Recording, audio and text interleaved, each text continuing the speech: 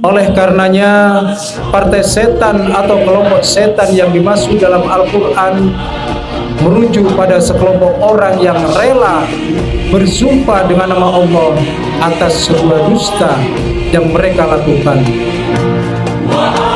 Partai setan atau kelompok setan adalah sekelompok orang yang biasa berdusta, menyebar hoak dalam konteks sekarang ini, dan berbuat kerusakan meskipun harus mengatasnamakan agama.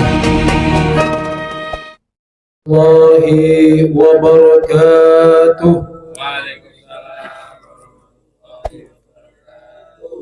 Bismillahirrahmanirrahim. Alhamdulillahi rabbil alamin.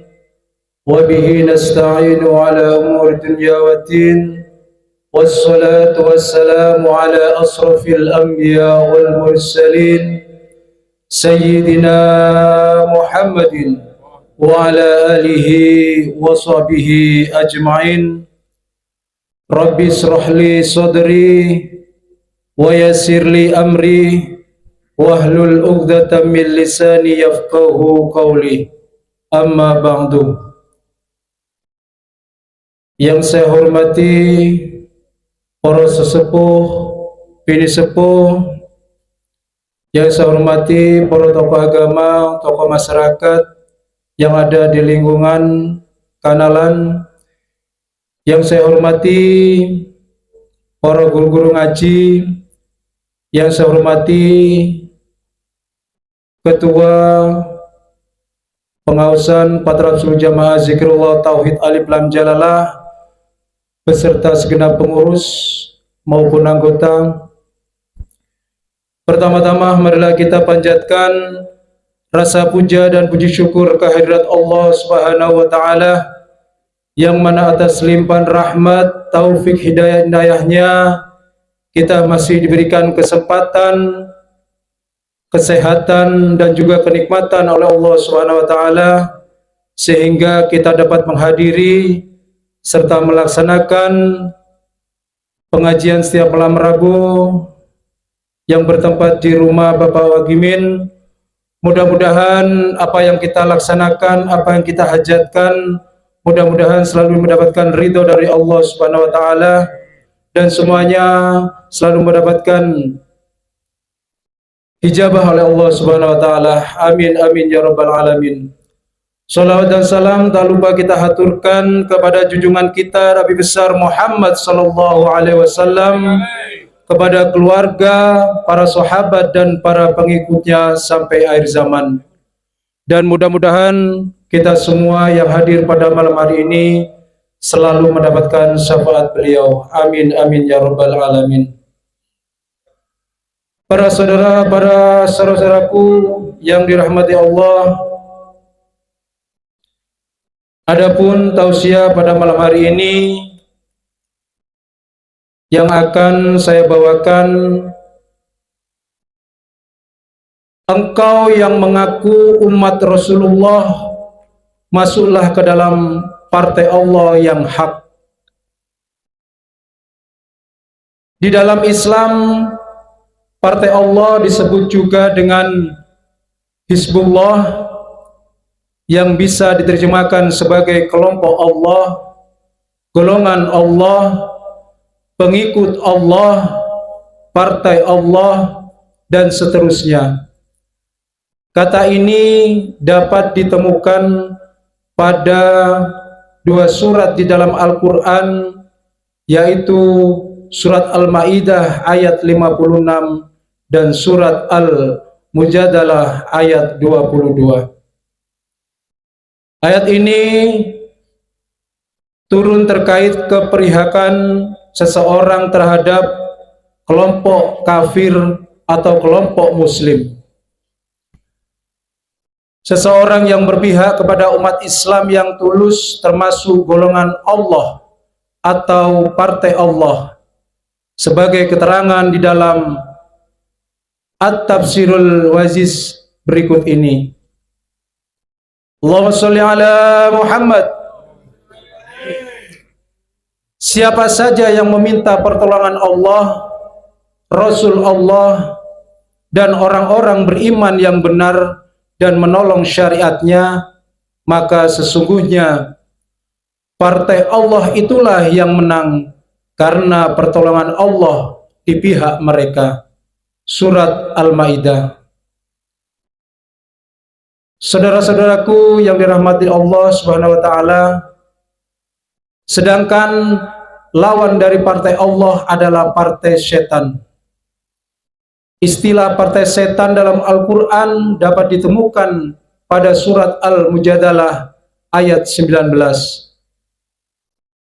Kata Hizbus Syaiton bisa diterjemahkan kelompok setan, golongan setan, pengikut setan, partai setan, dan seterusnya.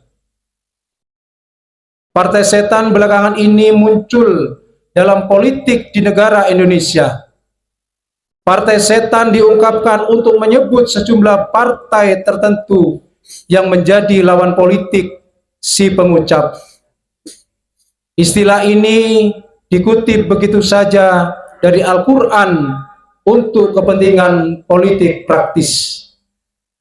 Sebenarnya istilah ini dalam Al-Quran ditunjukkan ke siapa?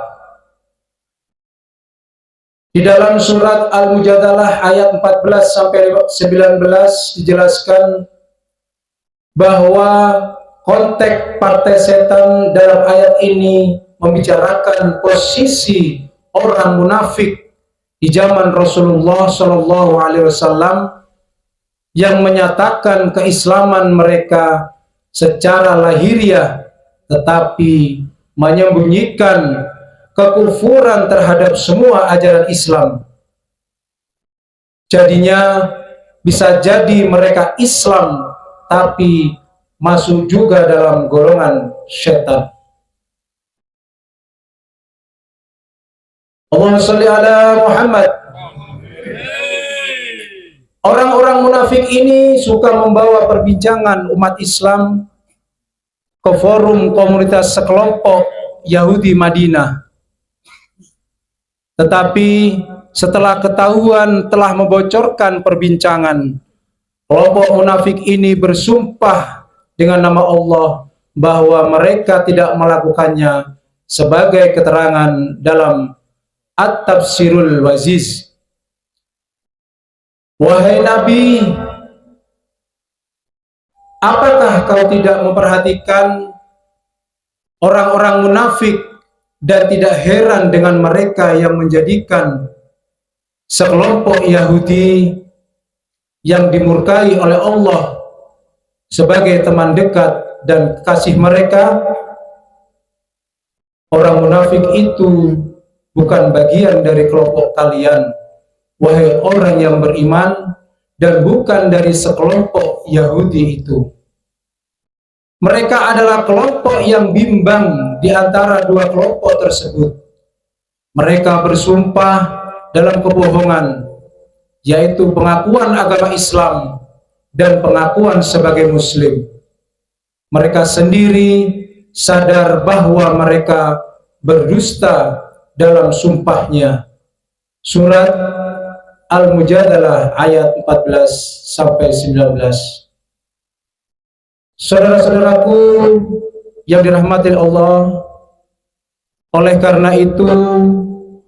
oleh karenanya partai setan atau kelompok setan yang dimaksud dalam Al-Quran merujuk pada sekelompok orang yang rela bersumpah dengan nama Allah atas sebuah dusta yang mereka lakukan.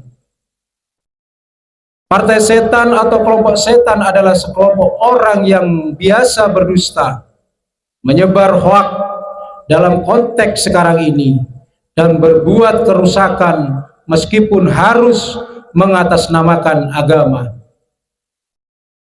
Dari penjelasan di atas dan berkaca pada kenyataan sekarang, penyebutan partai Allah dan partai setan ini berada di suasana dan pemandangan politik mendekati pemilu.